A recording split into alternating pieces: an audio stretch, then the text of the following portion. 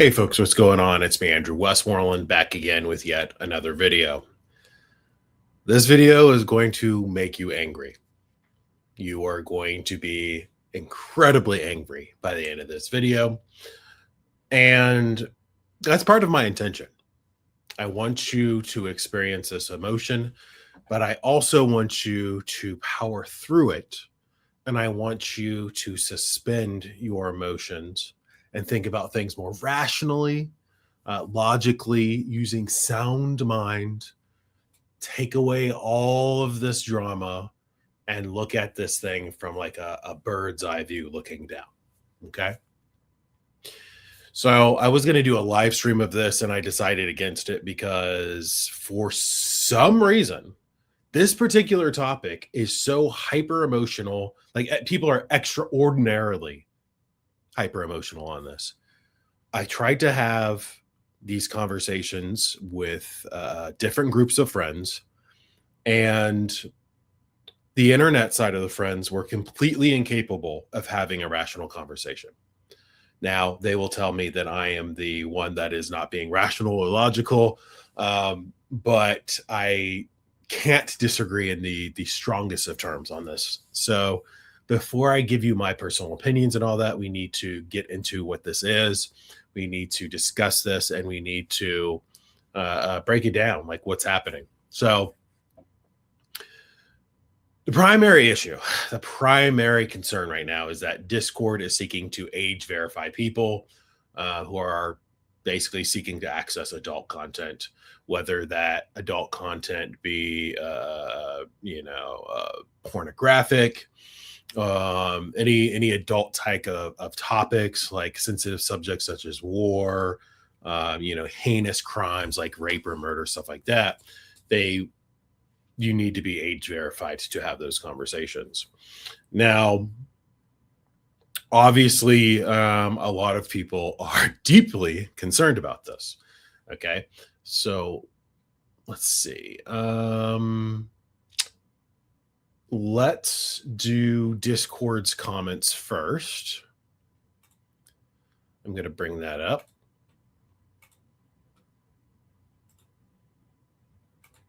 And then we can read this together. Okay.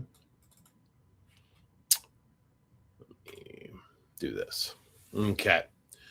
I don't know that I could actually blow this up. Let's try. Yeah. Okay. It's just a little bit. So let's start with their original post. It was on February 9th.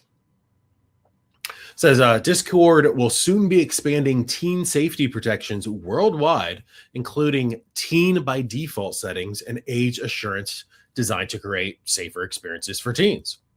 We're also launching recruitment for Discord's first teen council, creating a space for teen voices to help shape our safety and well-being work.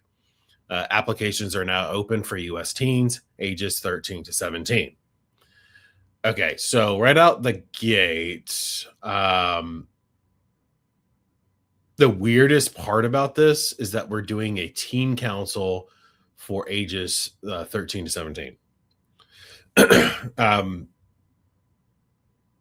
assuming this is unpaid, so it's not work. But how would you select these teenagers? I don't understand how this is supposed to, like, what resume are they presenting? I couldn't tell you. I don't really understand how this works. Are they sending screenshots of their Fortnite scores, their Roblox account? I don't know.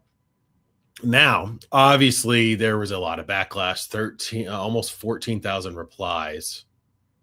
Like, they got ratioed into oblivion here. But obviously, this blew up, so they came out with another statement. It says, We've seen some questions regarding our age assurance update, and we want to share more clarity. We know how important these changes are to our community. Here's what we want you to know. Discord is not requiring anyone to complete a face scan or upload an ID to use Discord. Seems straightforward, right? The vast majority of people can continue using Discord exactly as they do today without ever being asked to confirm their age. Okay. Don't see a problem so far. It says you need to be an adult to access age-restricted experiences, such as age-restricted servers and channels, or to modify certain safety features or settings. Excuse me. For the majority of adult users, we will be able to confirm your age group using information we already have. Interesting. Using information we already have. This is key here to what my opinion is going to be. Okay. I think you can kind of see where I'm going. For the majority of adult users, we will be able to confirm your age group using information we already have. We use age prediction to determine with high confidence when a user is an adult. This allows many adults to access age-appropriate features without completing an explicit age check. Okay. I want to just jump in and just go off, and I'm going to hold myself back because I have a lot to say about this. When additional information is required, we offer multiple privacy-forward options through trusted partners. Now, this is where we should really be paying attention is who are these trusted partners? I mean, this is corporate speak. That means a third party is going to be facilitating this, not Discord themselves, because they can't be bothered to do it. It's going to be cheaper to hire somebody else, some other company to do this for them. That's where the problem arises. Facial scans never leave your device. Discord and our vendor partners never receive it. Okay, but what about the other trusted partners?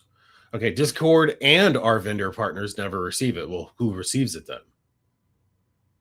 That doesn't really make sense. Somebody is scanning it, right? If you're scanning it, it has to go somewhere. That data is transmitted somewhere to verify the age of that person. That's just obvious. IDs are used to get your age only and then deleted.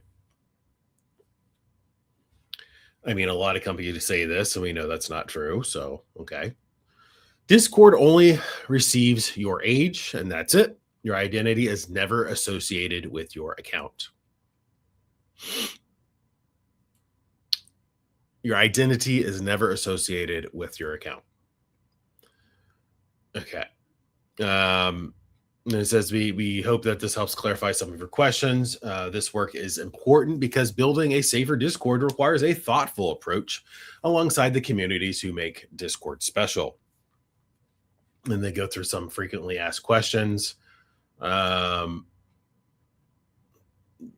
mean, this is pretty straightforward stuff. They already answered this in the stuff. Obviously, if you want to read this, I'll have this included in the description of the YouTube video.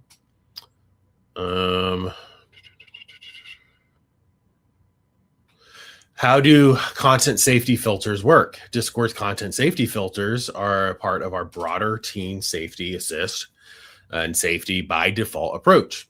They help reduce exposure to certain categories of potential sensitive images or image-based media, especially for teens. And mature sexual media filter helps identify visual media that may contain sexually explicit or suggestive material involving adults. And the graphic media filter helps identify image-based media that may contain violent or potentially disturbing visual material. These filters apply only to images and videos. They do not scan text messages, voice, or calls, and they are designed to support age-appropriate experiences to preserve private conversations. Okay, there's a lot of information here. There's a lot to talk about. So let me go back here.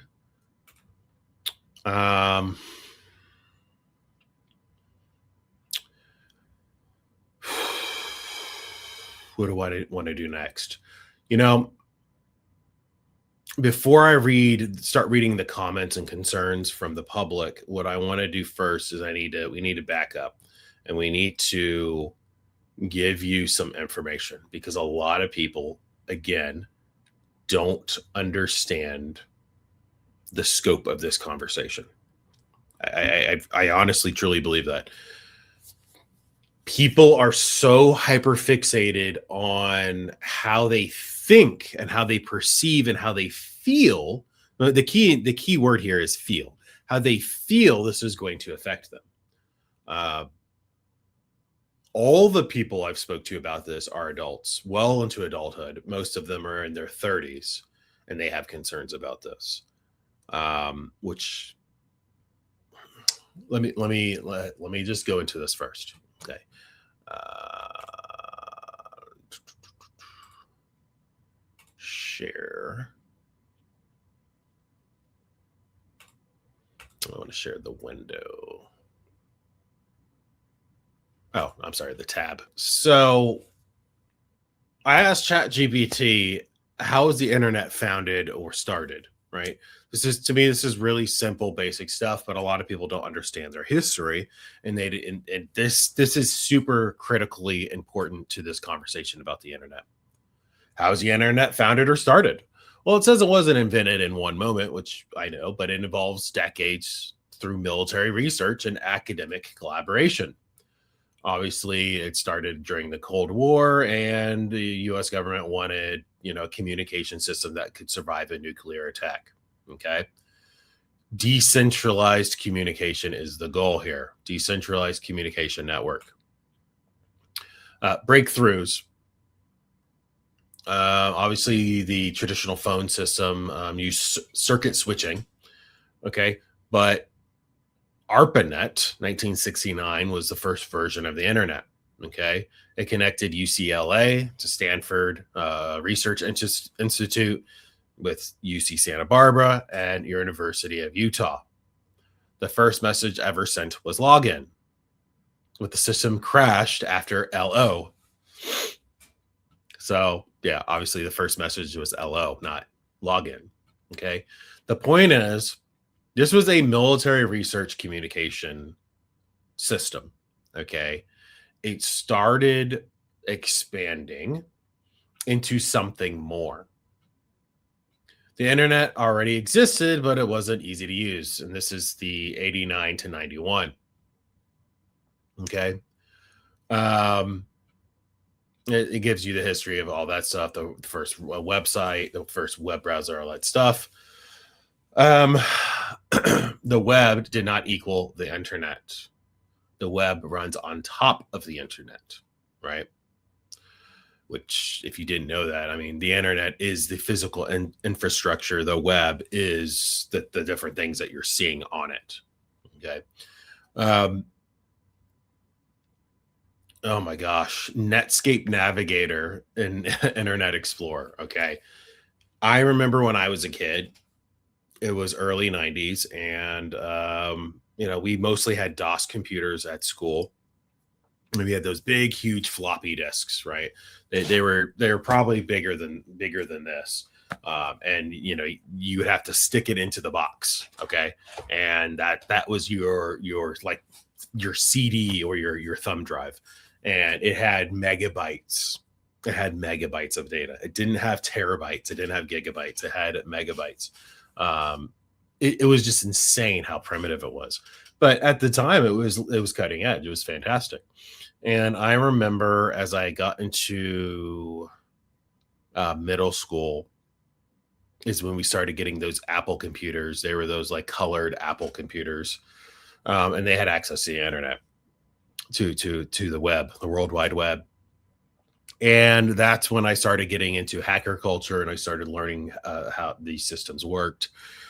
Immediately, as soon as I got access to a computer, I figured out, oh, this is a network. This is a network here at the school, and I can connect to any of these other computers. And I was sending messages to my friends in the classroom. They were like freaking out. Everyone loved it. It was like, oh my gosh, how did you do that? And of course, I didn't tell them because I'm not sharing that information. You got to figure that out on your own. If you're not smart enough, oh well. I was that kind of guy. And I was smart enough for the teachers they had no idea what I was doing. They would tell me to knock it off. However you're doing that, stop. And I would, for the most part. I was able to get into back end stuff too.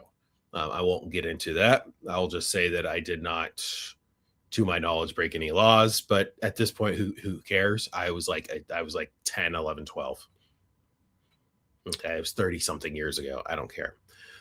Point is, I have extensive knowledge of the early internet and the World Wide Web, and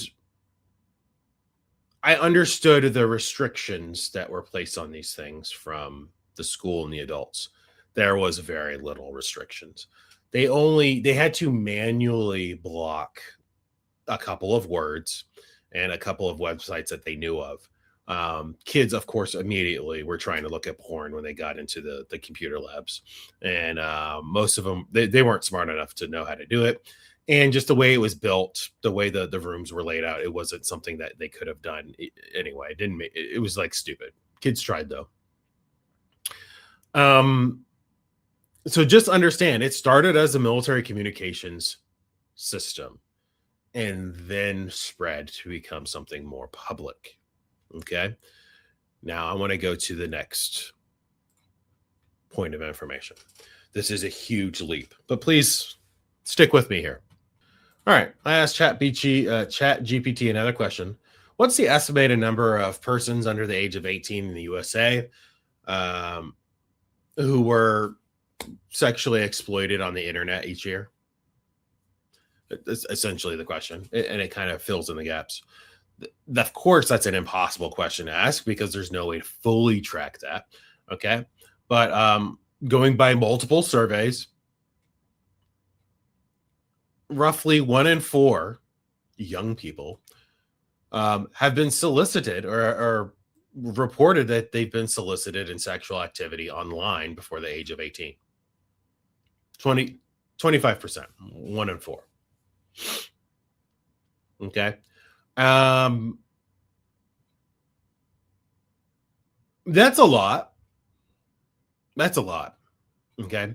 And that's only telling you the ones that told you about it. Okay. What they're also not telling you is that many kids seek this out themselves.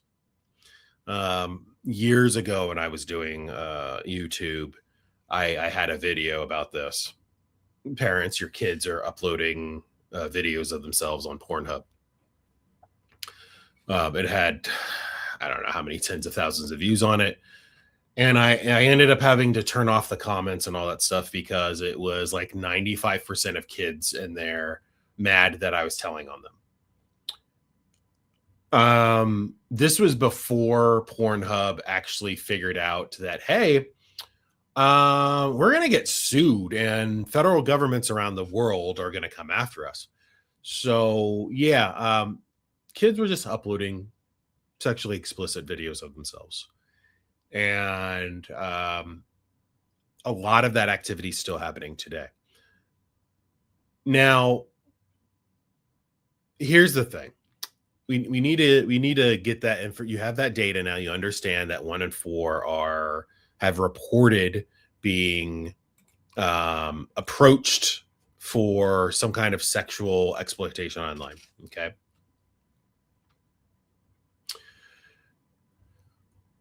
Keep that in the back of your mind. Now, I'm going to go back to the Discord post again, and we're going to read some of the comments. I want you to hear what other people are saying. Read the comments. Oh, I have to log in for that. All right, hold on 1 second. Hold on. I was trying to be sneaky and it didn't work.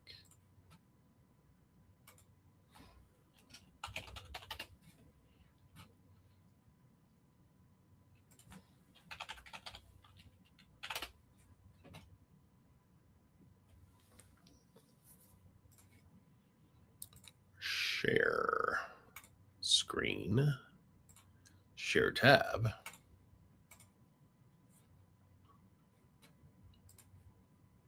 Oops.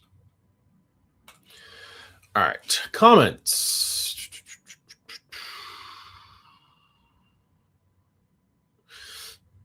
Okay.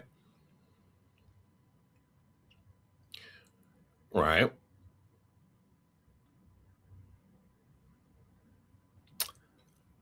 Uh-huh. Okay, a lot of memes.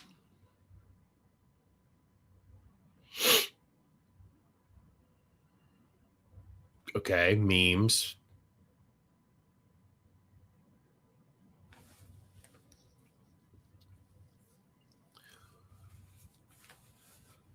Okay, data breach meme.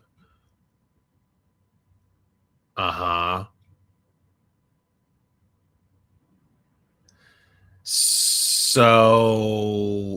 So far, I haven't seen a single comment that is actually addressing what they said.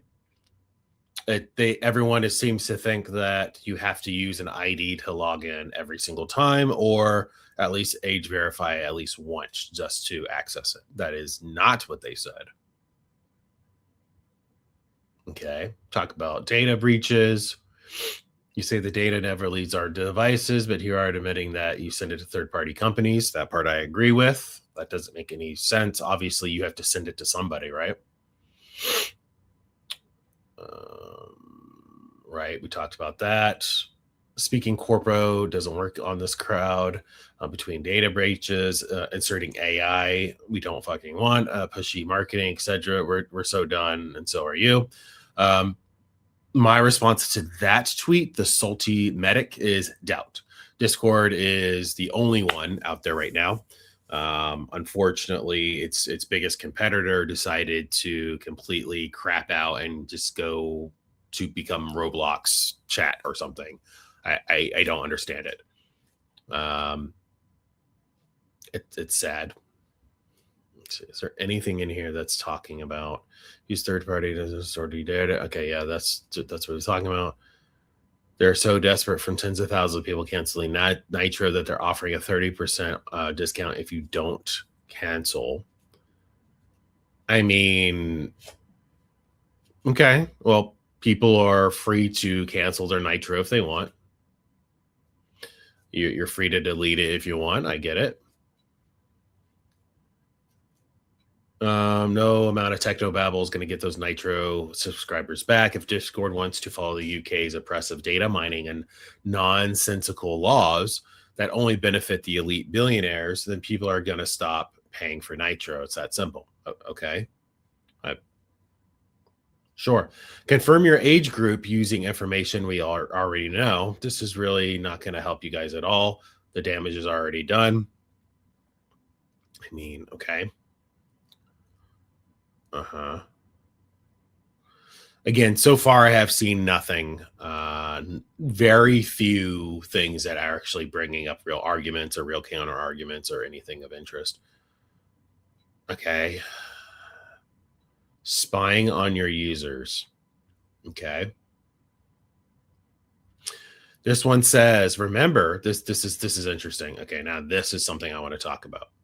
Remember, all a safer internet is not age verification, scanning communication tracking, and data collection. And this is saying Tuta. What is this?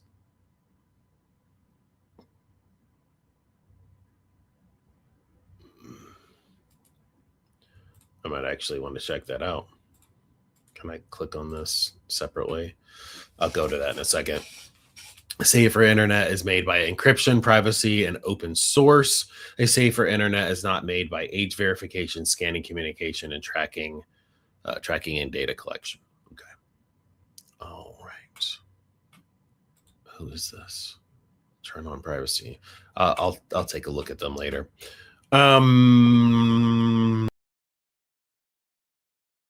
Oops, that's not what I was trying to do. Okay. All right.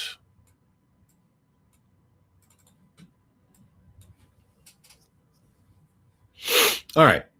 Now that you're already fired up over that main information that Discord is doing this, I would like to make you more angry. With a caveat that I will explain myself fully. I am 100% on board with Discord doing this. I support them 100%, and I understand exactly why they're doing it. I think the entire internet should be age verified, essentially. And I'm going to explain why. Number one is liability. The obvious, quick, easy, obvious, low IQ answer that everyone should understand by default is liability. It's very obvious. Okay. If one of the biggest issues that we're having right now with this conversation is people keep considering the internet as a separate universe, a separate dimension, a separate realm than IRL in real life, than the outside physical world. In many ways it is separate, but it's honestly it's so interwoven and intertwined. It is part of our life. It is real life. Okay. So keep that in the back of your mind while we further this conversation as well. Okay.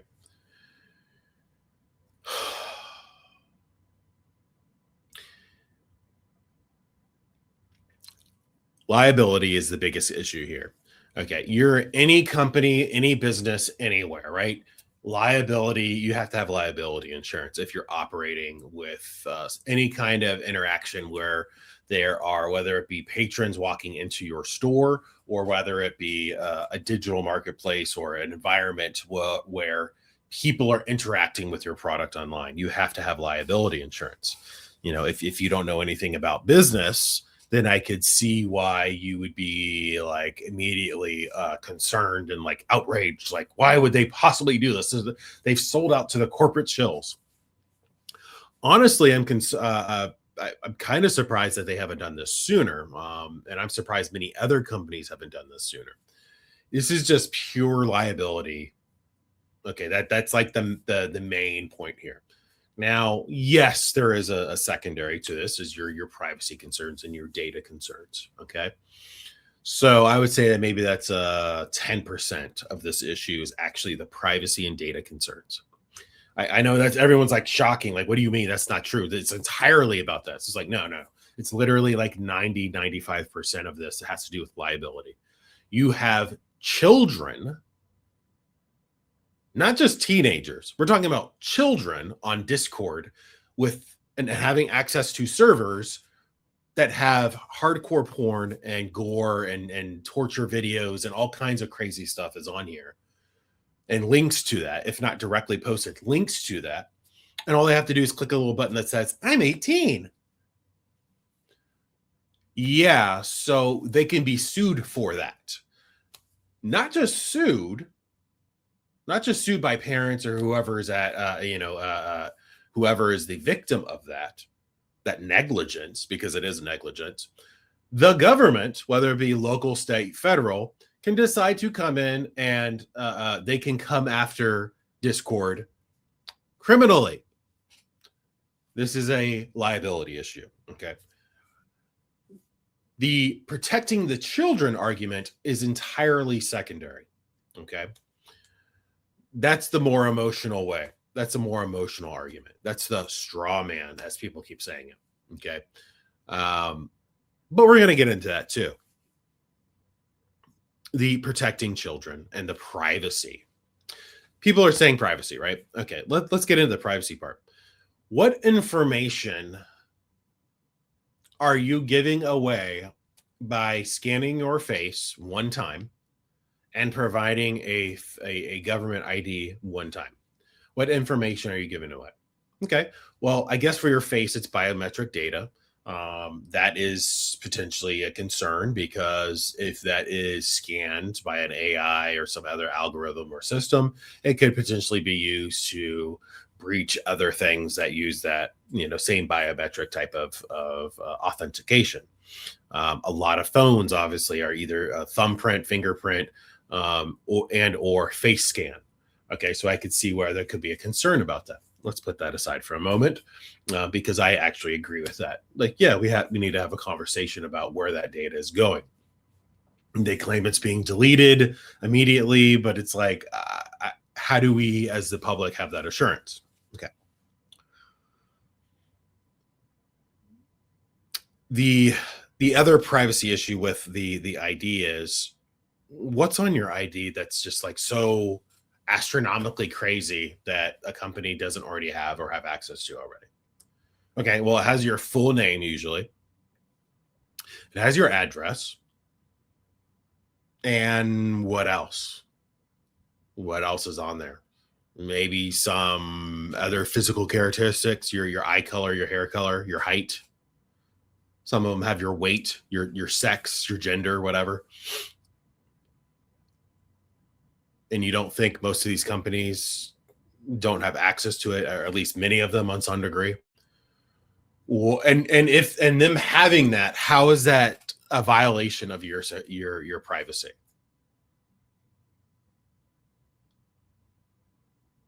Further, what kind of privacy? Like, I'm confused. Like, people are saying privacy concerns. What privacy concerns?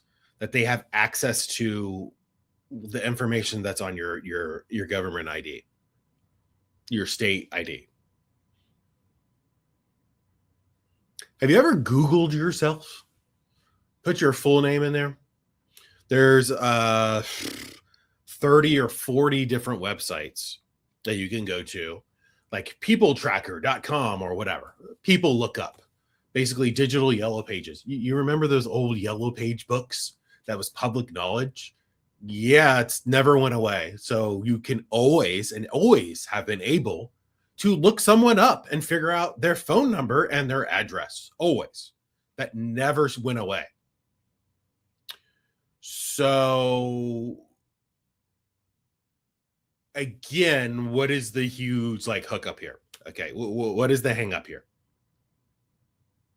I have yet to hear an actual argument about that. Nobody can tell me. They just get really angry and just say I'm crazy and I've lost my mind. It's like, okay, remove your emotions for a second. Give me a logical explanation. They can't. They have not given me a single one yet.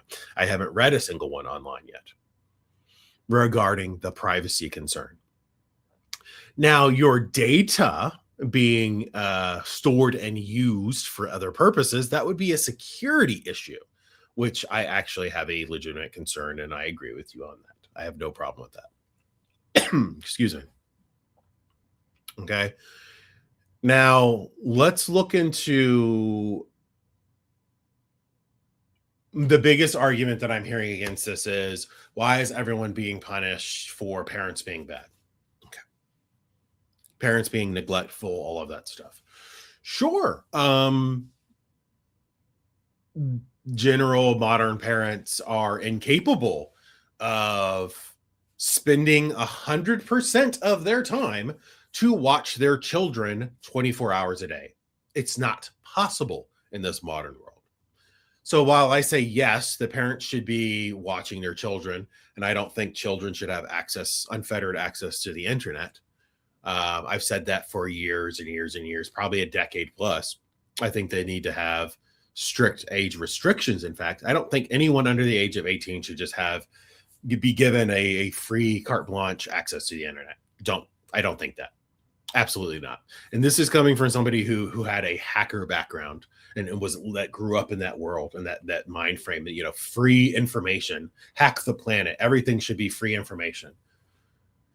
Yeah, that's what a child thinks, an infant thinks. It's very sophomoric.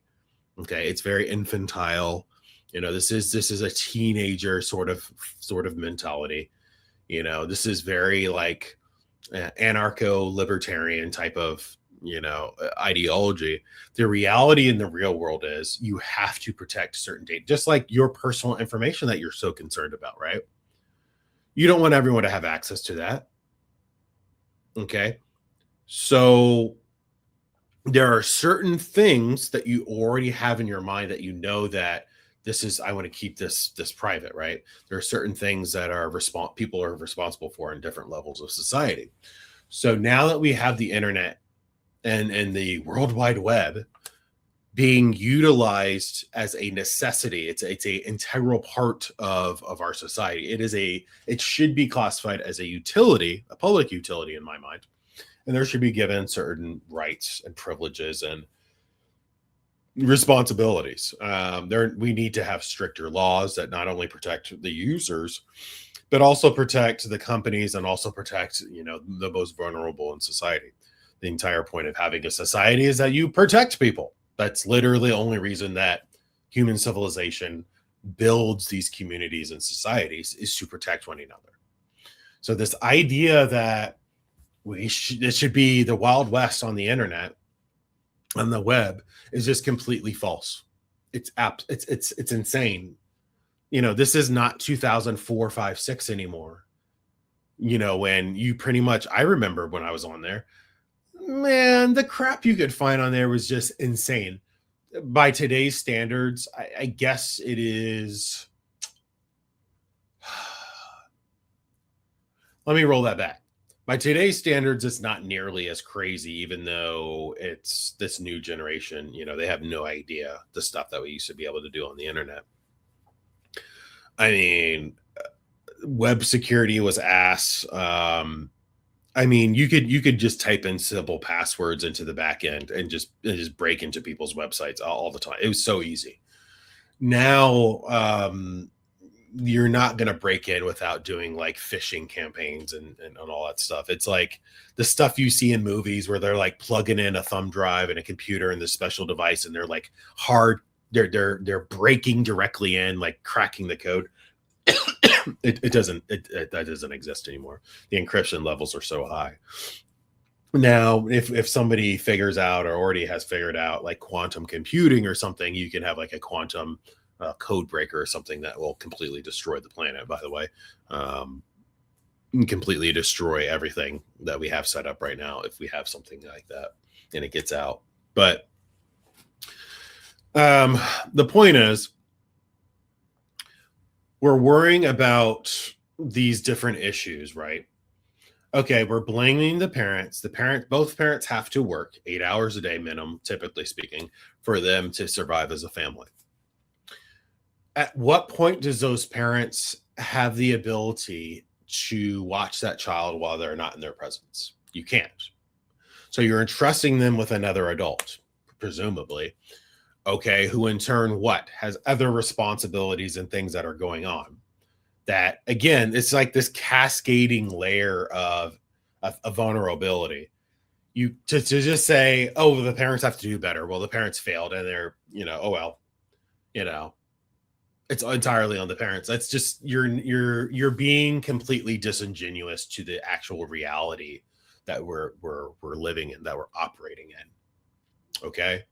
It's like saying, I can't even give I'm trying to think of like a good example for something like this.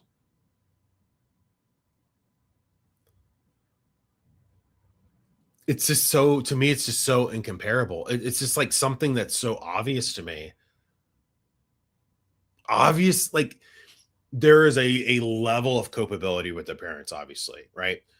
But it would just be like in any point in time. And even me, I'm guilty of saying stuff like this where, hey, this kid did this terrible thing, this terrible tragedy, and I blame the parents. It's like, well, the parents sucked and they failed as parents. It's like, that's easy to say, right? But this idea that a parent can shape and completely mold a child's mind to be this automaton is just not reality. You're denying the sentience and the sapience and the individuality of that child, that minor, that teenager.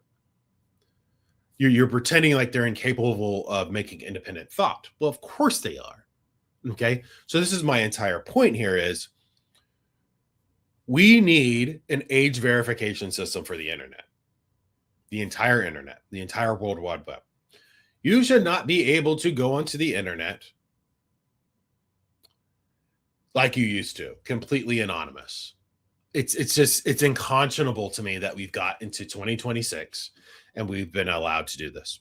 And I know so many people are just like, oh, they're freaking out. They're hearing this and they're just so angry. They're cussing me out in the comments. They're just like completely losing their mind, pulling out hair and all that stuff. We are in a totally different world than we were 25, 30 years ago. Okay. It is nothing like it used to be. Okay. the amount of things that happen online, the negative things that happen online, the massive amount of cultural trends, these negative, retarded, completely brain dead, the 6'7", all of that stuff can be prevented with simple things like this.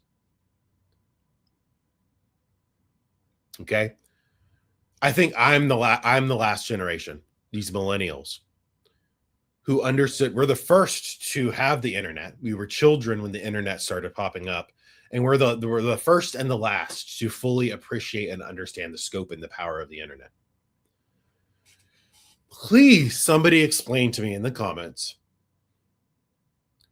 why you would ever give the summation of human knowledge and history, unfettered, unfiltered, unrestricted, to a child. Please explain that to me. Not just that knowledge, not just the raw knowledge of like science and history and mathematics and all that stuff.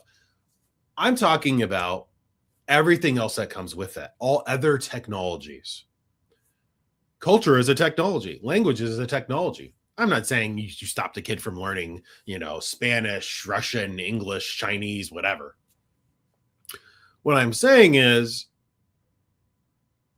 it's like giving a nuclear bomb to a caveman. Maybe that's a little dramatic. Giving him a grenade, giving him C4 or something like that. First of all, they're not capable of fully understanding what this thing does. Of course, you show them, right? You can show them and teach them how to use its destructive power. But oftentimes what we do is just, this is the internet, right? The internet is just free and open, and you just go on there and you just do stuff. You talk to people. You look at things up on the AI and the Google and, all these different things now. And the reality is, what it is it silos people into these in-group preferences that never existed before in the summation of human history. You had small pockets of communities of like-minded people. These societies would form, like if you're rich or whatever, the secret societies or these, these organizations, these clubs, these things, and you would form these little groups and you'd meet once a week or whatever. Now you can find people from anywhere on the world that has access to the internet. And you can link up with somebody. Let's just say you like, what is the most obscure niche thing? I don't know, man. You like red knives. You like red folding knives. I don't know. Something stupid. You just like red folding knives. And then you find this group online, this community. All they talk about is red folding knives. And, what was once this obscure thing for you, now you can just spend hours and hours and hours with like-minded people who are obsessed with red folding knives. And it becomes this pipeline and funnel for radicalization. This is a separate topic, mind you. But this is just one of the dangers of the internet. If you are not capable of pulling yourself out of that tunnel, out of that rabbit hole,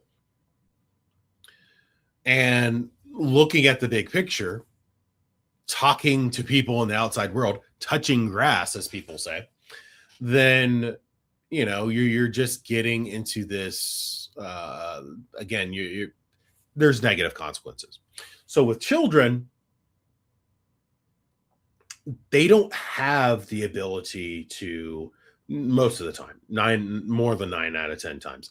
Well, 49 out of 50, 99 out of 100 times, the kid is incapable of recognizing all of these things because they haven't finished being developed. They haven't understood. They haven't formed the knowledge to be able to, and the knowledge, given the knowledge, and formed the wisdom to be able to say, hey, I think this is going a little too far. They can't. They don't know how. And you're just giving them open and free access to this stuff. Okay. Next part. Again, you're blaming the parents entirely, which is false. They're part of the problem.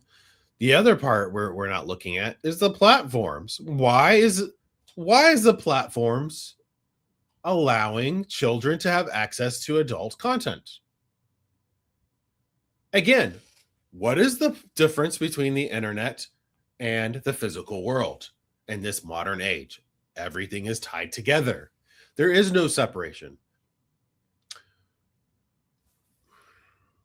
This is the part that people keep getting hung up on, and they're just doing this cycle in their head. It's like you could see the loading screen just like circle. They can't. It never stops. It's the infinite loading cycle, infinite loading screen. So I asked the question: if I have to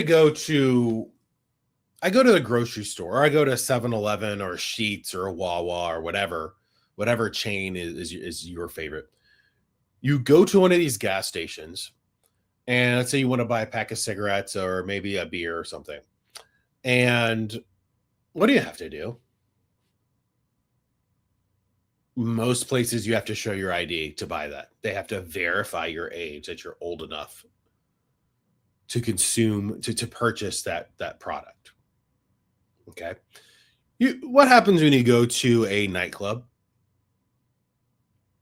strip club, any of that? You have to show ID to get in because they need to verify your age. Okay. And it's obvious, if it's a child, just like you're a kid, like I'm clearly not going to sell this to you. I'm not gonna let you into this club. Okay. And getting more into this, the theme of this, the point of this is adult content. If you go to a physical box store, whatever it may be, home video stores are basically gone at this point. There's no point, but some time ago, you can go there, and many of them, like a family video type of place, or some local thing, they would have an adult section in the back. There would be a curtain you'd have to go through to get back there, and there would be signs 18 plus only. Now, a lot of people know that you could probably sneak in there because no one's just standing there guarding the door. Or you can peek in real quick, and kids would do that. Okay. But if you try to rent that DVD, good luck. I need to see some ID.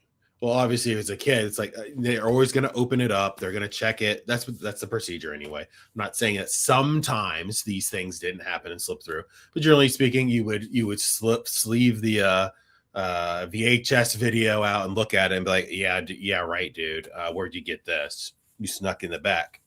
No, you're not going to rent this. Or more modern, they had the DVDs or whatever. It's like, no, dude, absolutely not. Generally speaking, the same with if you went to whatever store would sell like Playboys or stuff like that. You'd be in like the black sleeve, or it had the black plastic or whatever around it, and you needed an ID to purchase it. So why? Please explain to me logically and rationally what the difference between that is and going on a website. One is a physical location, one is a digital location. Both have adult content. Both should be age gating that content from minors. Why is the internet allowed, but not the physical location? Can somebody explain this to me? Someone in the comments, please explain this to me. I don't want to hear oh, you just don't get it, bro. Oh, you don't know what you're talking about. Someone give me a logical, rational explanation. So far, I haven't heard it. If one exists, I don't know, because my mind isn't thinking like that. To me, it's the same thing. It is the same thing, especially in this modern world of virtual environments. I grew up, I was a young adult on Second Life. I spent a huge amount of time on Second Life. These were these 3D virtual environments that you can create. It was user generated worlds. Now we have VR chat. There's, I don't know how many different other ones there are. There's so many of them at this point. And kids have access to this stuff. And the fact that it's not being age gated it's literally criminal. It's not just criminal. It is incredibly unethical. It's immoral. It's evil. Okay. And on my final point on this, people are more interested in having access to their porn and so they can go goon and all that stuff than protecting kids. It's really that simple. You're there, and I'm not just saying this like, oh well, that's just that's an emotional argument, that's a straw man. No, if you go online and you look at people talking about this Discord situation, they will openly tell you this. Man, I don't give a fuck about kids being groomed. I don't give a fuck about that. I want my porn. They will tell you that straight up. This society is on the brink of total and utter collapse because people are more concerned with being able to goon than to protect the structural integrity of what makes the society a society. The longevity of the society, more specifically. If the kids are corrupted and warped into these mindless zombie, 6, 7,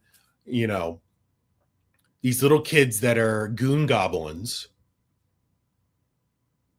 what future do we have as a civilization, as a species, even?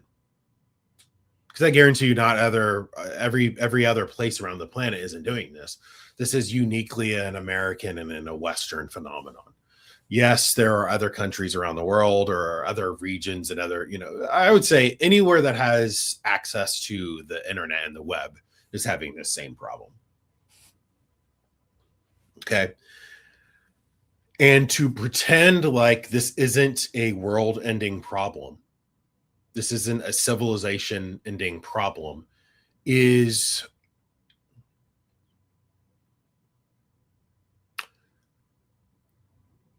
it's a level of cognitive dissonance that I didn't think was possible. Like we've seen all the political nonsense and the drama of stuff that's happening in Minneapolis, and the swamp hags, and these goblin type of people who are completely irrational, zombie-like, mindless people who can't give you a coherent reason as to why they're out there rioting and looting and just completely losing their minds. But what do you think happens to these kids when they start growing up? They are growing up, actually. These are some of them that are out there, are some of the kids that have had unfettered access to the internet this whole time. You're seeing the results of this. You're seeing the fruits of this. I would say the rot. It's not, you can't really germinate into a fruit. This is just complete decay. Everything about this is decay. And again, it keeps coming back to people would rather have access, private access, mind you, private access to infinite spank bank material than keeping society alive. It is a level of degeneracy that I did not think is possible. And this is why I am going to completely step out of the whole political sphere after this video. It is insane to me. It's unconscionable to me that people cannot look at this rationally and logically. They are incapable. They are mentally and physically, they're incapable. They cannot think about this logically and rationally. They care more about their porn than anything else.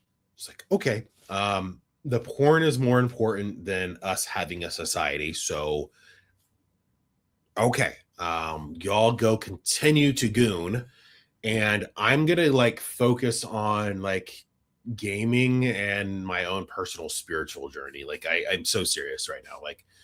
It is gotten so insane that I cannot continue doing this. I do not fit in anywhere. Every friend group I've ever been involved with has the same issue. Every community I've ever been with has the same issue. Every state, every country. Well, I've only been in one country. My society, there is no group that I fit in. I have yet to find this group where people understand me. This isn't to be like, oh, I'm like a genius or something, and I'm a misunderstood genius. I don't think I'm that fucking smart. That's the scary part. I think I'm like slightly above average. And I'm like, dude, look at the bell curve of issues. You have something like, it'll be like something like 40% on one side of the bell curve, 40% on the other. You'll have like maybe 5% is in the middle, kind of a centrist, and then you'll have like the other percentages that are on the extreme far ends of the spectrum, or just like off the charts because nobody's talking about this or thinking about it like that at all. And that's how I feel like I am. Like, I'm just not on the spectrum. Like, obviously, a lot of my politics and viewpoints obviously do fall on a spectrum, on a bell curve. But do you really think that the things I say online are what I really think? Of the tens of people who watch me, do you really think that I'm saying my everything I want to say right now? Like, really? Do you really think that? If you have been watching my channel for years, you would know that I have been very clear about that. I've been self-censoring myself. For every issue that I have talked about, I'm probably thinking something 5 to 10 times more intensely than what I can say online.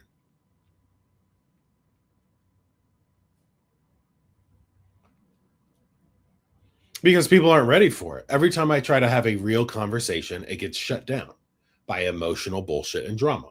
Every single time. It doesn't matter, when I was on the left, on a Democrat, and I try to, bring logic and reason to conversations. Obviously, we know how that worked. And I was, I no longer, I had to walk away. I could no longer be a Democrat because they were just psychotically evil. And it just got worse. At first it was just like I have nothing in common with these people. Then it just got painfully obvious that it got worse from there. But before that, I was like a libertarian, and I did not find a community. And yes, I have friends and I have family and stuff I talk to, but I feel incredibly alone. I've always felt alone. The only time I don't feel alone is when I'm connected with nature and communing with God. I'm meditating and praying, and I'm having a connection with God. That's the only time I don't feel alone. Because when I'm talking to everyone out here, don't get me wrong, I'm not like trying to like demean what little audience I have. Make no mistake, that's not what I'm doing. But I'm saying, like, I'll have these connections. We'll have these connections. We have these conversations, and I value those connections and conversations we have, wherever that may be, whoever may be listening and whoever may be commenting, or they text me or they message me, DM me, or whatever it may be. We're on a voice chat or whatever. Yeah, I value those communications and those connections we have, but there's never been once a time where I 100% was like, this person gets me.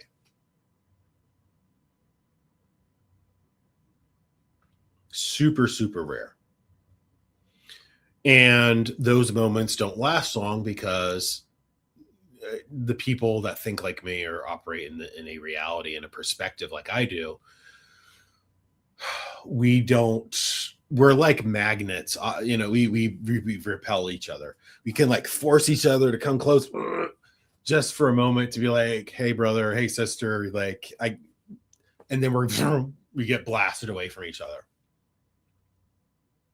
It's the weirdest thing. It is this spiritual, metaphysical. I don't even know. Metaphysical is not really the word. It is physics. There is something that we don't understand. There's a branch of physics that we don't understand, that we haven't discovered yet, that explains all these weird hyper synchronicities and circumstances that are just astronomically impossible. And again, what I'm saying with all of this is this last part anyway, is that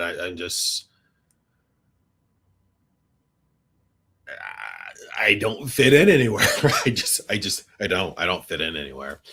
And when I'm trying to have a real conversation about this and break it down, and I'm literally breaking down the thoughts, literally hitting it's like hitting a brick wall. Like the information I'm saying is just like going nowhere. It's not being processed in someone's mind.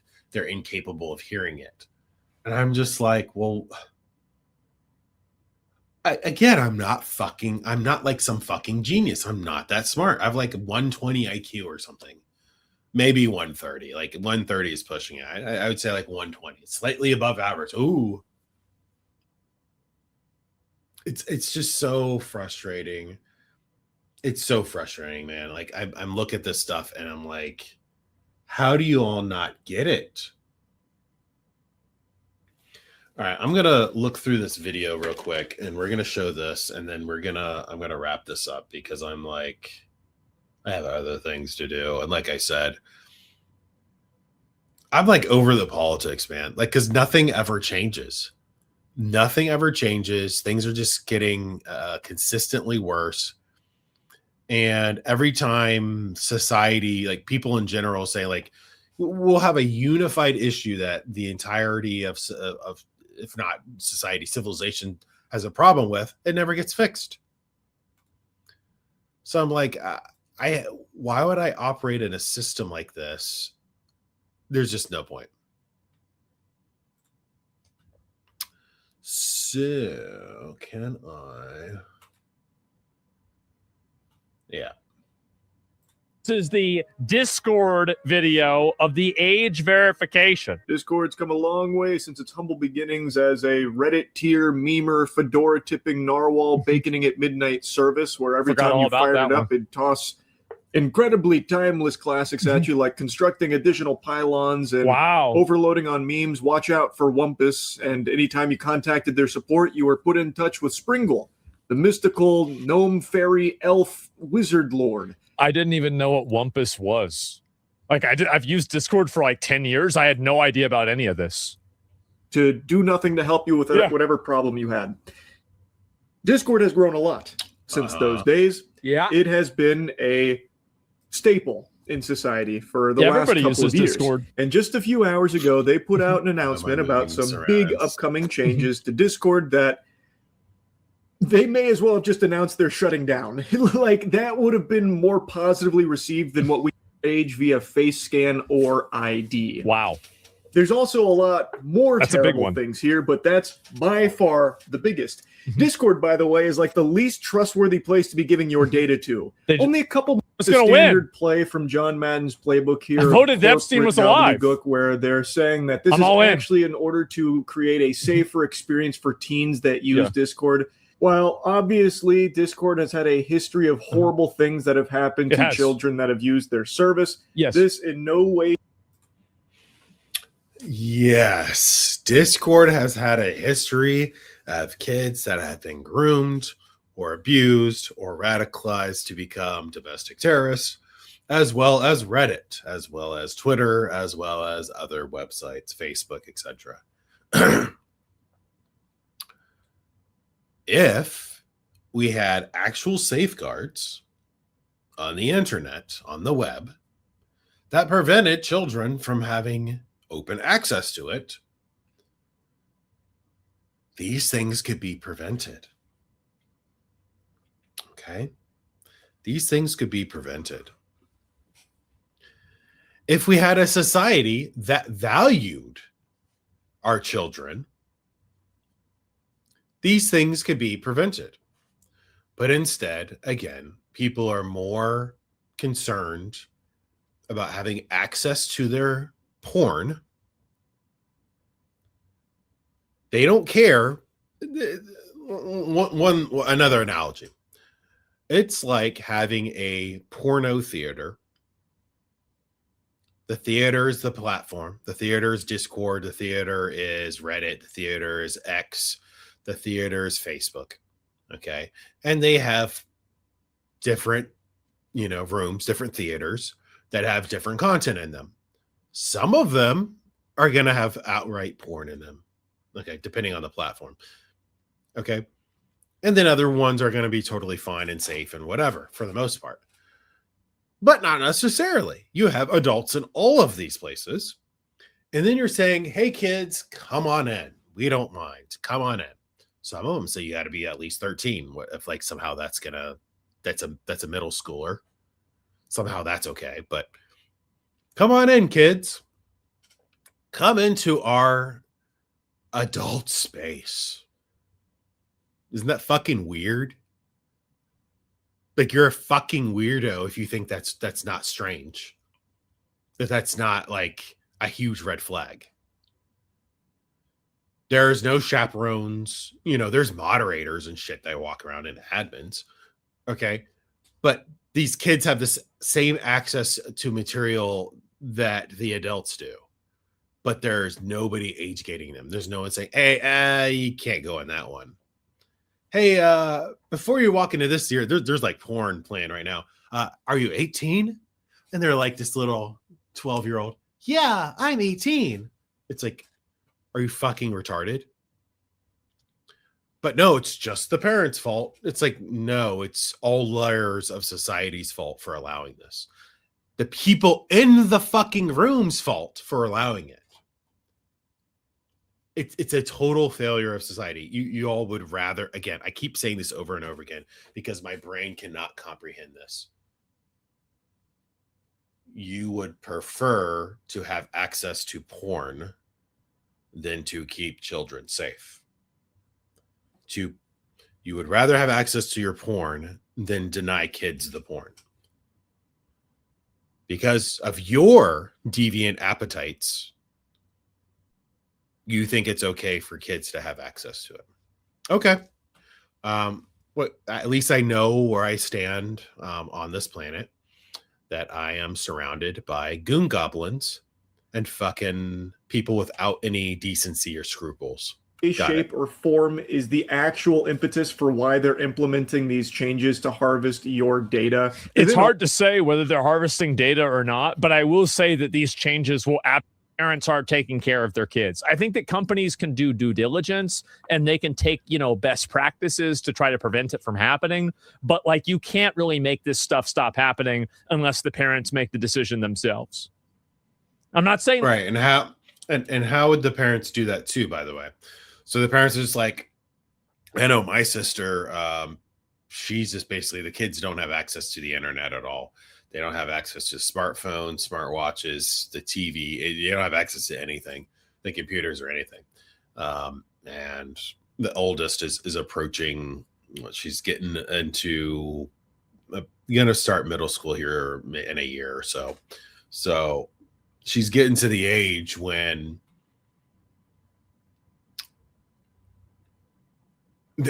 kids start exploring and getting super curious about things that adults are doing. And so far, my sister has insulated her from at home, but that's at home. Okay. So what happens is she goes to a friend's house? What happens at school? She can't be there to stop that. So just saying it's the parents. It's like, no, it's the parents. It's their peers. It's the teachers. It's the adults everywhere in all layers of society. Stop saying it's just the parents. It's fucking retarded. The companies have no responsibility, but I'm saying it's like an 80 or 90, like 80 or 90% fucking parents and 10 to 20% from the organization. No, completely disagree. When I was a kid, I was pretty sheltered, so I wasn't really allowed to go out until I was probably like late teens, high school age. I was allowed to go out and do stuff once in a while, just do stuff. And I would be able to go places without my parents, is essentially what I'm saying. And it is not up for my parents to control. Again, this is like, these are people who don't have kids and have again, this is just so basic to me. What these people are saying is it's 90% the parents' fault. So the parents are supposed to watch the kids all the time, 100% of the time. When have we ever done that in the history of our civilization? It's never happened. Because you allow kids as they age to have more freedom to go out and explore the world. A little circle around your house. You can only go, to the end of the street there, little Johnny, when you're riding your bike and playing with your little friends. Then you become middle school. Well, you can go over to the other neighborhood, but you got to be back at this certain time when the lights would kick on. In high school, man, you're going to the other side of town. You're joyriding with friends. You might go to another town or something. Hell, you might even go like I did on family vacations with my friends. I was allowed to do that once or twice. Okay. And how would your parents be able to do anything in that situation? They can't, because again, reality, logic, reason, completely gone in this conversation. Nobody fucking knows what they're talking about because they're looking at it from this hyper biased, hyper emotional view. I want my fucking porn and you're trying to take that away from me. It's like, no, or actually there's little kids over there that are in the same room while you're gooning. I want my porn. I want my porn. It's like, dude, like you're fucking psychotic right now. And this is what I'm talking about. Like, this is every layer of society. I'm so frustrated because if it's not one topic, it's another. Abortion. Can't talk about abortion because people are just completely demonically possessed when it comes to this conversation. Can't talk about anything anymore. Everyone is just completely deranged. Like, we're fucked. If I didn't know the truth about the spiritual existence of this reality, I would self-delete. I'm telling you right now, I would self-delete. But I know the truth in the way, and I know what the reality of things is. I know what time it is. That's why I am not going to go out and do something crazy, because this was all foretold. All of this would happen and more. This is only the tip of the iceberg. It's going to get worse. It's going to get worse. Also have a mention in that tweet there that they're starting a council I don't think for it's 100% U.S. though. teens aged 13 to 17 to apply to be a part of this. Seems stupid. Board. It's retarded. That's supposed to better help steer Discord in a direction that's I agree. safer That's for retarded. their age group. Users are only prompted to verify their age group when they attempt to access certain age-restricted content, settings, or features.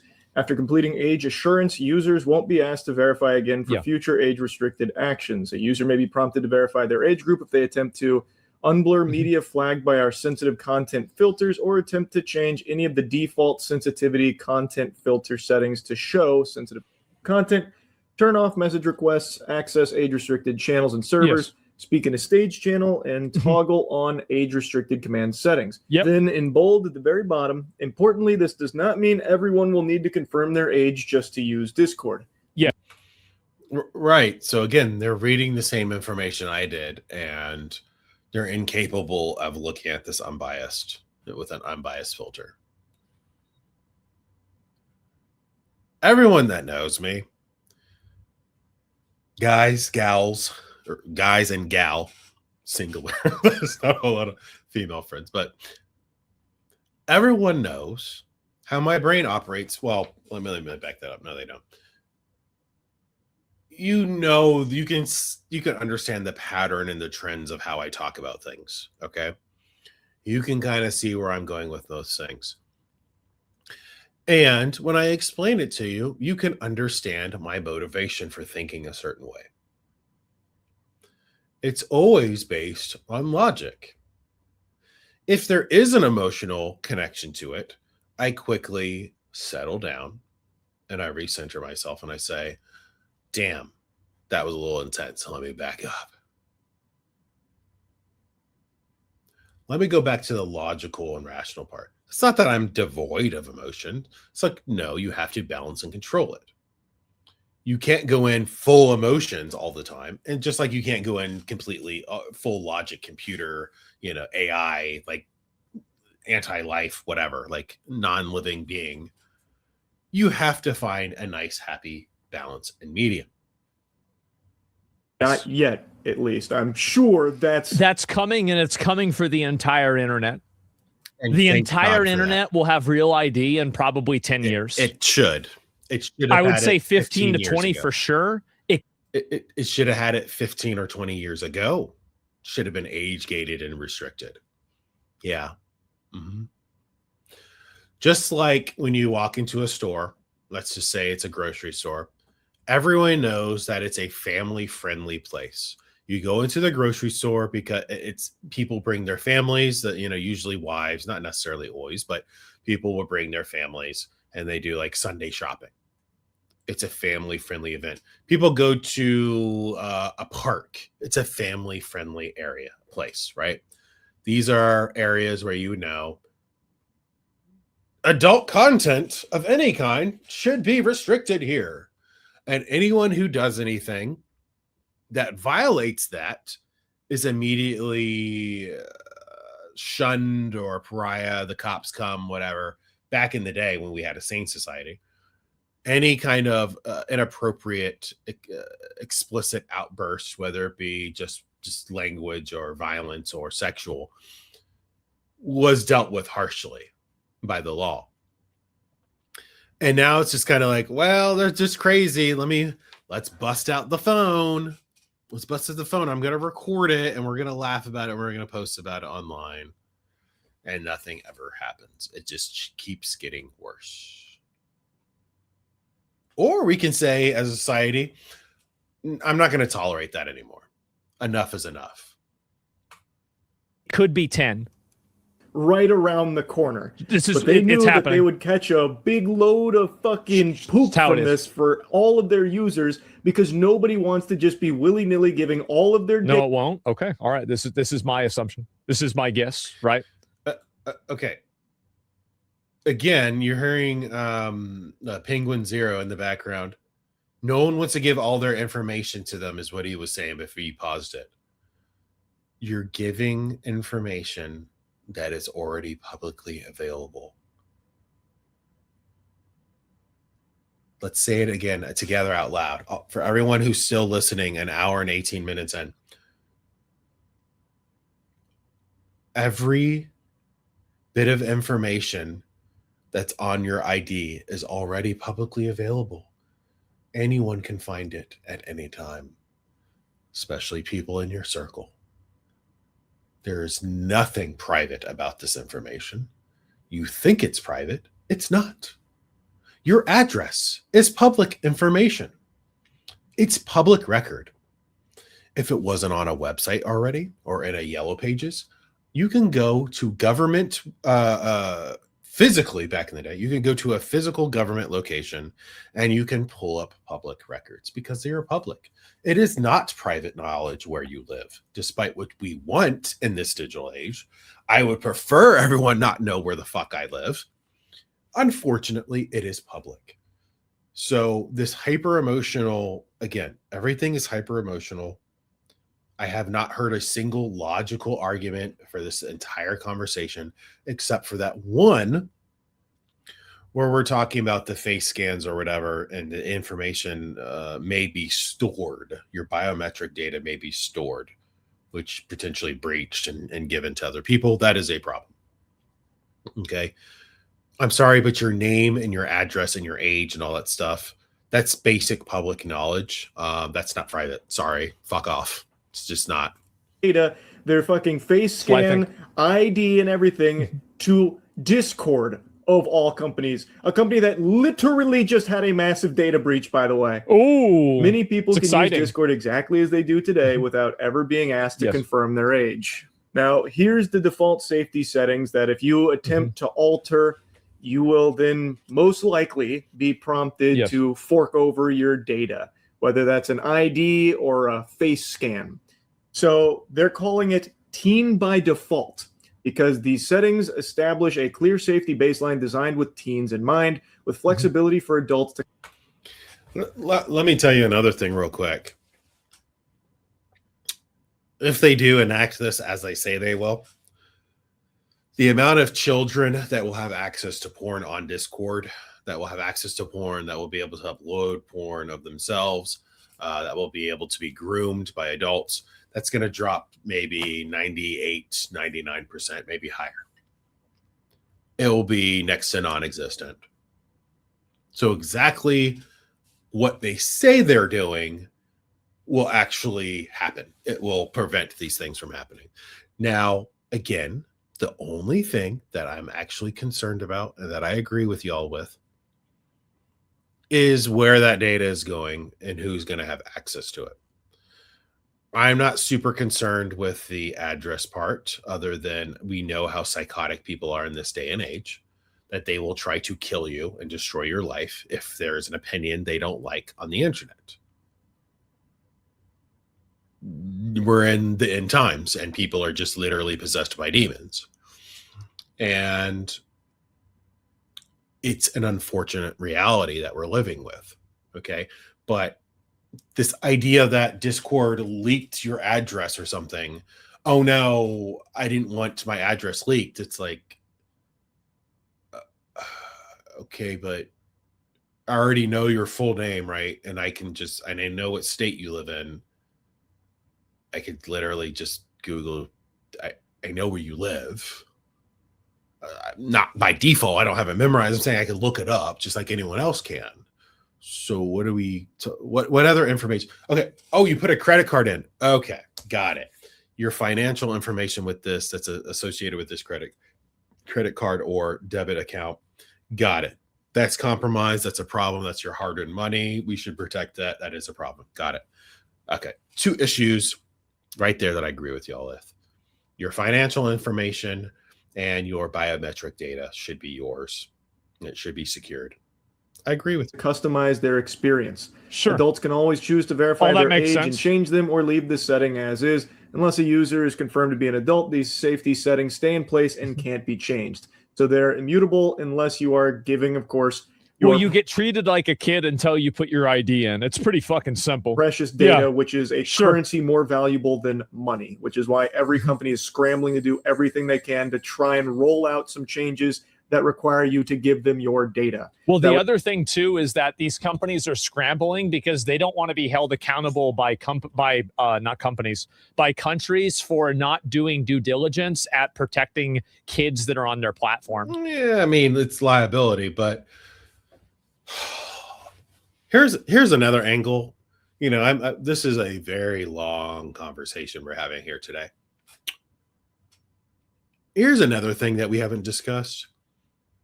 Why the fuck does everyone in 2026 in this day and age think that everything should be fucking free? How much did you have to pay to get onto Discord to use their service? Oh, that's right. You didn't pay a fucking dime. It's free to use. Huh. That's interesting. So it is a private platform. It is a private business that, just like any other business, you walk into an establishment and they say, you know what? We're going to provide this service to you for free. You're going to be like, huh? Oh, yeah, this is a free movie theater. You can just come in and just watch any movie you want. Huh? It's unheard of, right? But for some reason, these other services online are free. That's the business model. Well, surely they have to make money somewhere, right? Just like my YouTube channel. Damn, you should do more videos, Drew. I get those emails and messages. Yeah, I shouldn't I? Well, I don't make any money doing this. So if I don't make any money and nobody's paying me anything for this, why would I keep doing it? Well, I'll tell you why I keep doing it. It's because this is for me. This is for me. I enjoy doing this. I enjoy sharing my thoughts. I enjoy speaking out loud into a camera, typically into the void because nobody watches these. But it helps me to formulate ideas and thoughts in real time. Okay. I don't just sit back and I do these like heavy edited videos like I used to 10 years, 15 years ago. This is all stream of consciousness is coming out raw. Most people don't do that anymore. Okay. Most people are afraid to do that. Everyone's heavily censored and completely muted. They refuse. People are afraid to do anything online. I'm a totally different type of person. I want to convey my thoughts to people because I want to change people's minds. It's really that simple. You have to keep in mind that this is also, they're also in the crosshairs of the government. And if the government thinks that, oh, well, these people are, not doing enough, they could get fined, somebody could go to jail or something like they should, though. Like I said earlier, they absolutely should be fined. The government needs to put out a hard stance and say, while we get our shit together and we make a internet bill of rights and make these legislations and laws for the internet, in the meantime, we're going to enforce current law, and you are responsible as a business to enforce the same standards as you would physically, as you would digitally. You are liable for what happens inside of your business to a degree, right? If some random person, people are shopping in the grocery store, and then some random person just comes up and assaults them in whatever way you want to imagine in your head, the store is not obviously liable for that. But there are things in place. There are certain circumstances where they would be liable. Did they have any kind of security precautions? Or is there any way that they could have prevented this? Just like the slips and trips and falls thing. If a patron knocks over a glass jar filled with some kind of liquid or whatever, and there's glass and liquid everywhere, somebody slips on it, and it cuts them. And they didn't respond fast enough to clean it up or block off the area. That is the company, that business, that grocery store can be sued. Same thing should happen online. It's like, hey, this adult content is out, or this is an adult server, this is an adult area, and you did not do your due diligence to age gate and prevent children from having access to that. And now the parents are trying to sue you, and they want criminal liability charges for you allowing that to happen. I think they should go after them. This shit will stop overnight. Like that. That's one of the reasons why these companies are doing this, and they're being proactive about it, is because they're afraid of having something happen. But they can sell it to other entities. At this point, it's most likely going to AI-based companies, but it goes all over the place. Everything is going to be done by an algorithmic AI machine learning tool. It's not like people are going to be making this decision. It's going to be totally done machine learning and AI influenced, right? 100%. It always has. So then it goes into lay out the default settings, such as the content filters, age-gated spaces, message requests, friend request alerts, and stage restrictions. So the wacky new philosophy over there at Discord is everyone's a child unless proven otherwise. That's right, because they're afraid. Really? Did it seriously? What the? Why is my? I hate that. My phone should not be connected to that. Children by default. Yes. It's a pretty interesting strategy. I don't know if this is what Wumpus has been cooking ever since they banished him to the back rooms or what, but fascinating idea. It's the problem, and the reason why this is happening is because there is a growing demand from the public for the companies on the internet to have higher degrees of accountability and for the internet to be a safer space for young people. I think that this really started to happen in 2015, and it happened more severely in COVID, because now that everybody is involved on the internet, you're going to need to see, some degree of accountability, right? This isn't 2007. This is my point, is okay, finally someone's making some goddamn sense. This idea that you can just do anything, whatever you want on the internet and there's no consequences is just I don't, what are we even talking about? So you just support crime is what you're saying, right? Well, no, I mean, perverts and stuff should be arrested, right? They should wood chipper is what people say. Put them in the wood chipper. It's like, okay, cool. You're putting them in the wood chipper, but what precautions did you as a user take? Did you report the creepy weirdos that were creeping on the kids? Did you report the kids themselves? Why are their kids in that space? And did you contact law enforcement? Like, there's so many different questions, and everybody is at fault here. And this idea that somehow it's entirely the parents, I'm just like, I completely reject that. That is the most retarded fucking thing I've ever heard in my life. Absolutely retarded. The liability here is it's almost entirely on the platform. Secondarily, the criminal implication, it would be on the government to enforce the laws that are already on the books. And then then the third one it would be the parents, and then the fourth one would be general society and everyone else here using these spaces. I was in a Discord server some time ago, years ago, actually, at this point. And, I'm an adult, I'm in my 30s and whatever. And I'm having a conversation about something that maybe was a little spicy, and somebody towards a specific user, something they said or whatever. And I said, oh, that's sexy or something or whatever. And they're like, oh, whoa, what are you talking about? That person's 16. I'm like, wait, why do you have kids in here? Well, not a kid, but you have underage people in this server. You have porn in like 5 channels over there.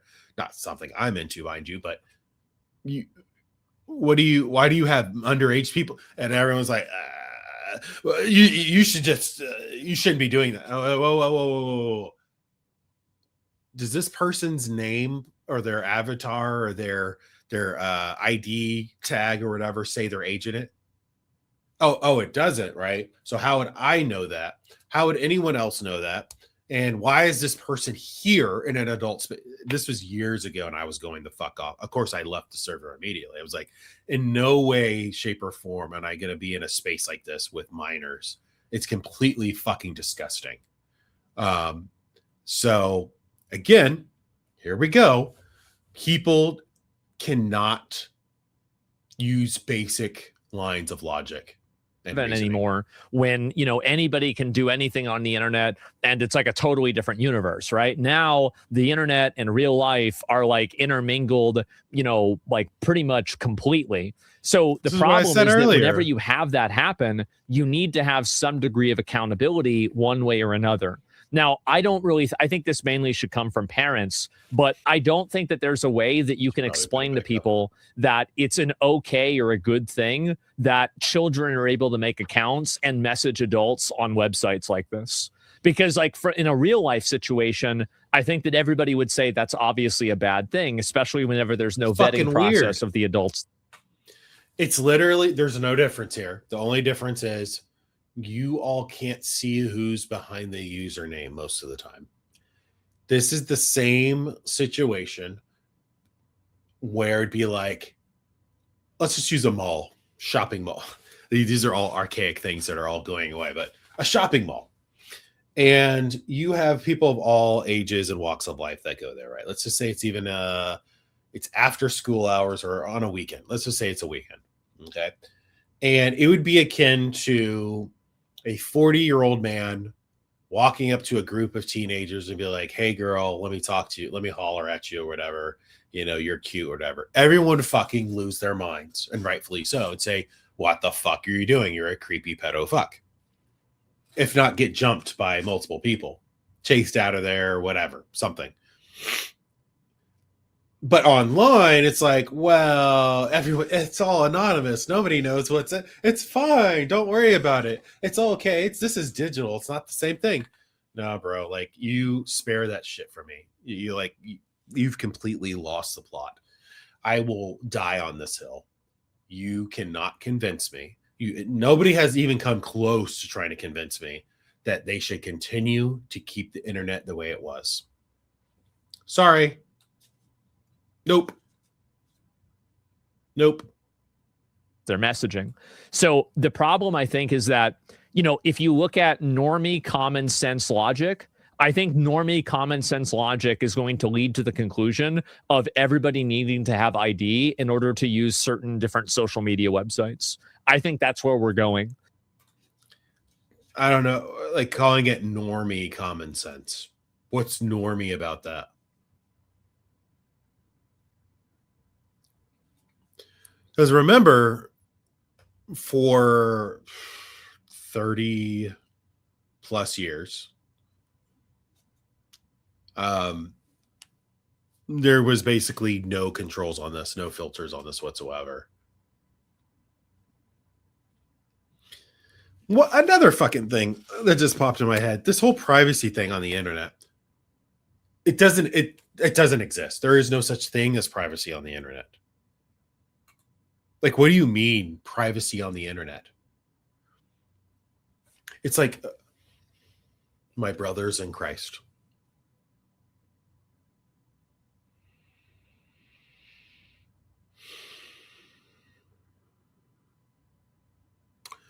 The audience of gamers, of political people,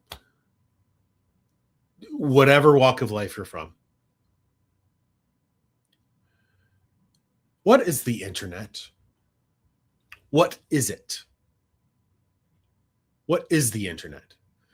It is a physical infrastructure of tubes and wires that transmits data from point A to point B. That is the simplest explanation.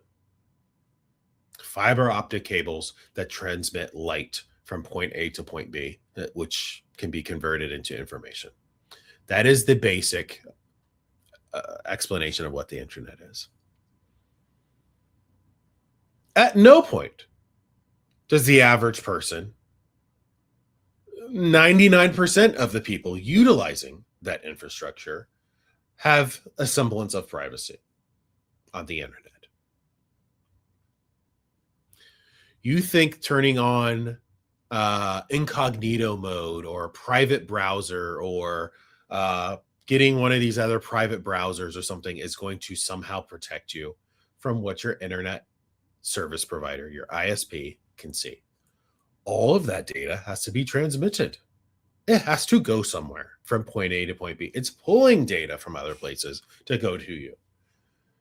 And you think your ISP can't see that? If your ISP can see that, so can the government, whoever is on that side monitoring that traffic. This is just like,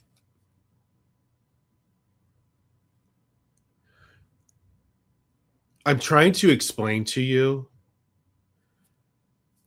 that nobody understands just basic logic and rational thought and understanding anymore. Utilizing the internet is the least secure means of communication these days. It is, I'm just...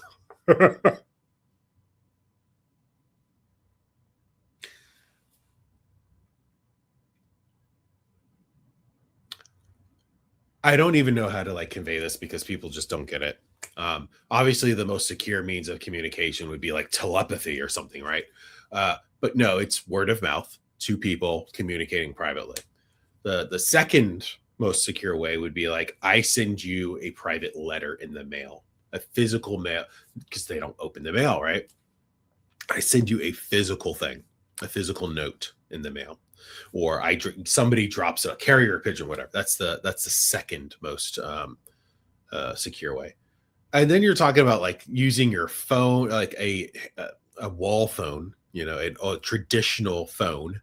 And then you're talking about smartphones and all these other, and the internet. These are the least secure ways to communicate and to get information.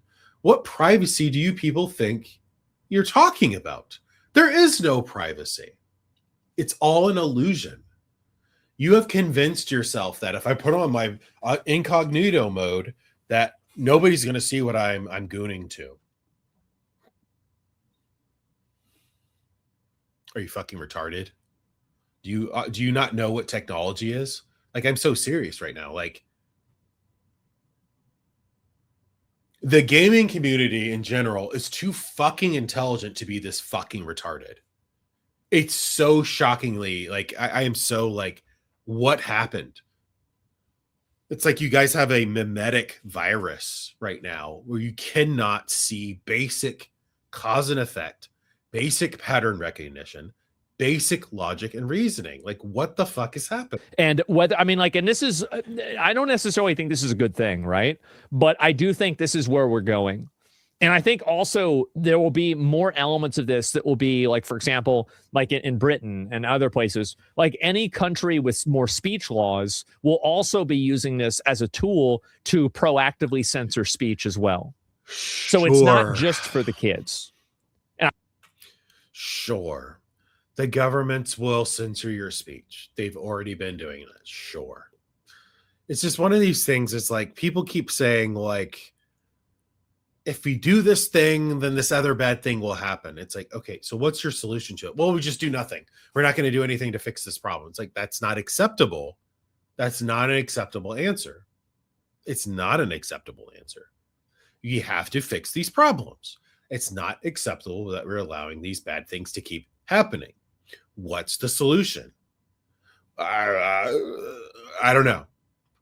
It's like, guys,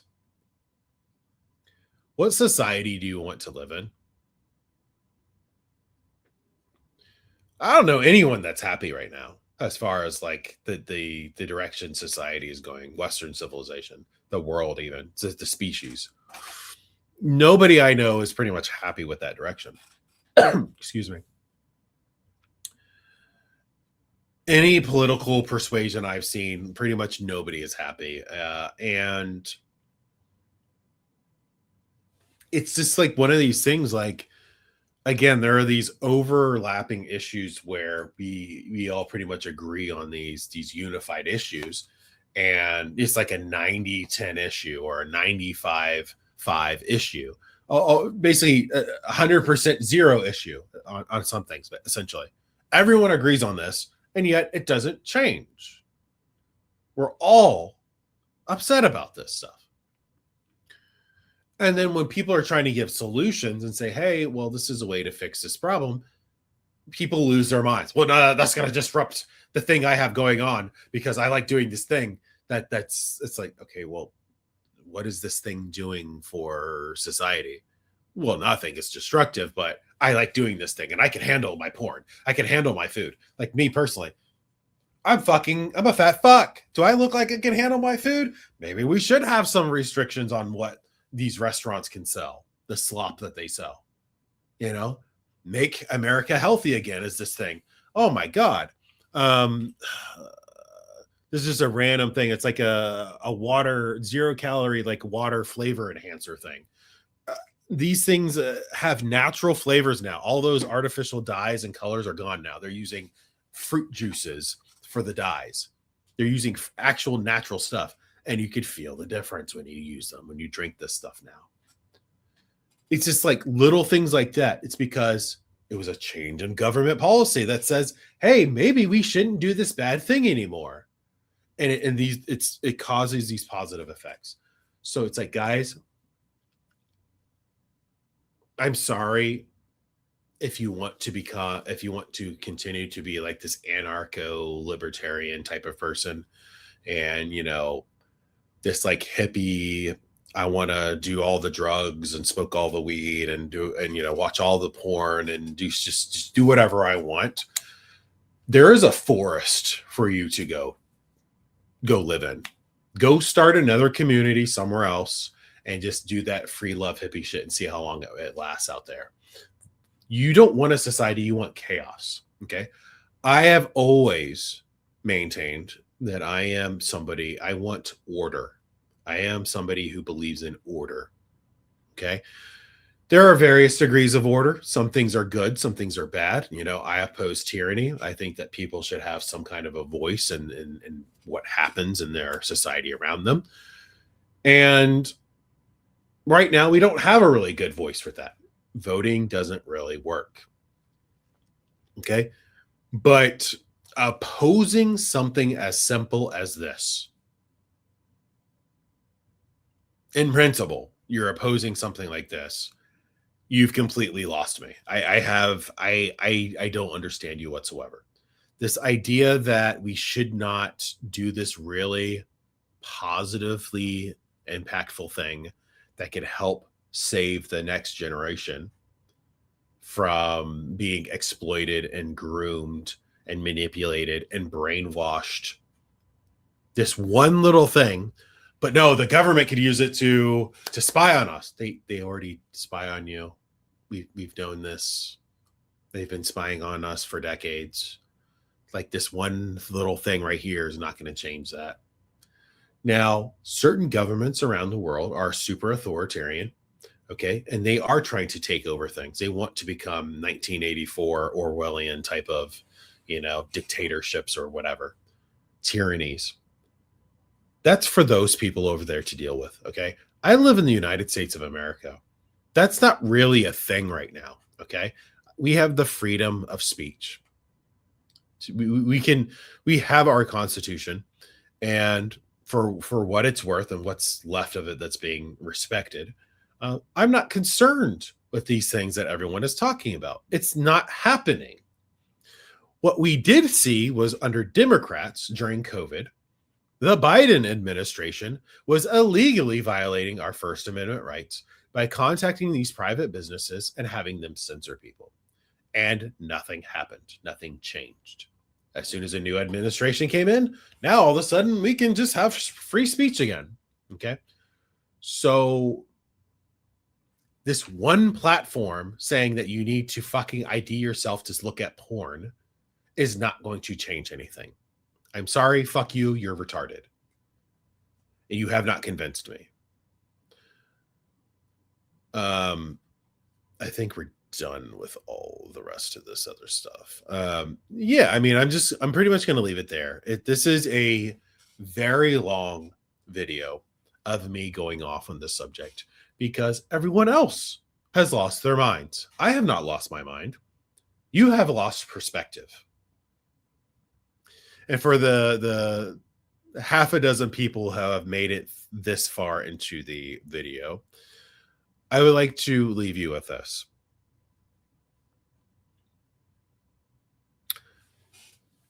As our reality changes and transitions into this new phase and new era, we're going to see things that we never thought were possible.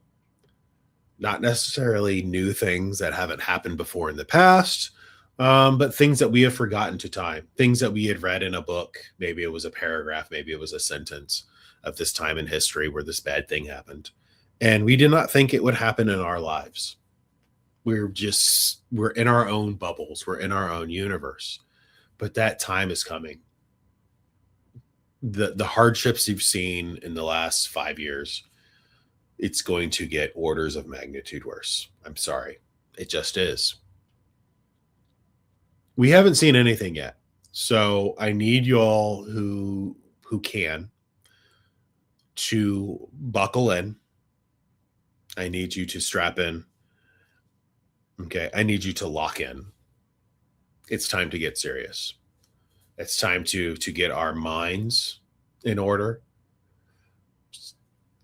Get off the social media as much as you can. Obviously, you need to check up on news and stuff like that and communicate with people. But this doom scrolling shit, it has to end. Okay, this just sitting on the toilet and you're just scrolling, or you're in bed and you're just scrolling before you stop. Knock it off. You have to stop. Use that time wisely for other things. Talk to your loved ones, your kids, your spouse, your friends, your family. Do activities or whatever. Pray, meditate.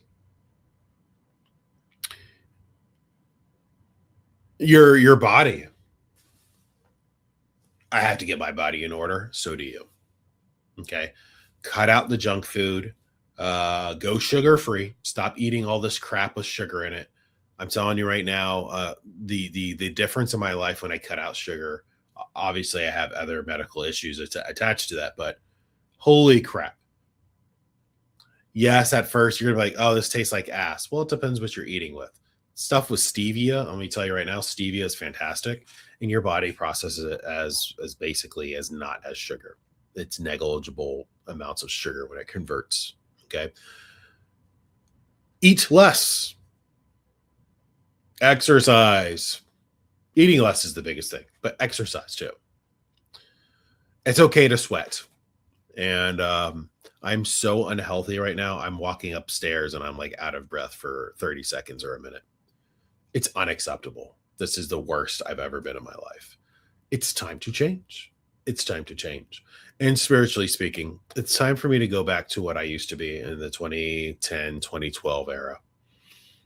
I was very spiritual. Okay, very spiritual. And it's time to get back to that. It's time. So I'm going to leave it there. Thank you so much for watching, if indeed you still are. And I will see you all next.